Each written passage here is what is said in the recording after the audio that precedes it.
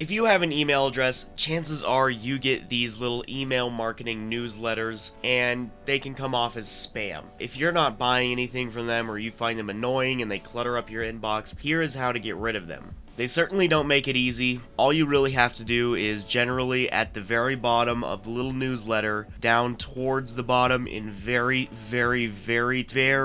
almost unnoticeably, in almost invisible small text, we have unsubscribe. That's the keyword you're looking for. They are set up differently. So if I go hit unsubscribe, it should bring up something like this where it says unsubscribe all emails, unsubscribe. So that should do it. And sometimes they don't work, so you're gonna have to keep an eye on them. These little car sites, I don't need this. So again, unsubscribe in little teeny tiny little letters.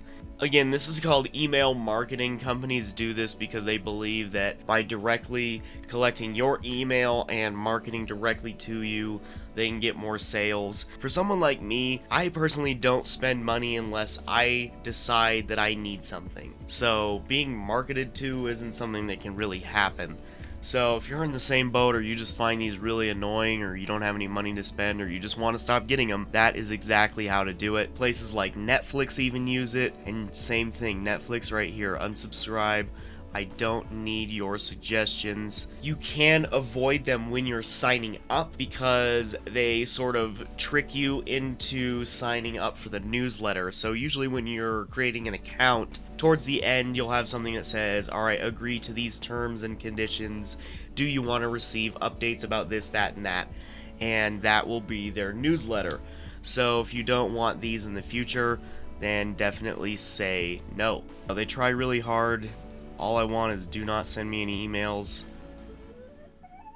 and they're not going to let me do it, so that's cool. So they redirect you and make you go off the site. So they might have you change your preferences or whatever. That is how you stop getting so many of these emails. It can really cut back. Unfortunately, you do have to do it manually with each and every site. However, if you're like me and get a ton from specific places, then it'll probably be okay. So anyway, hopefully that was helpful. If it was, leave a like, comment, or subscribe. Thank you very much for watching, and hopefully you get less spam emails, because they are annoying.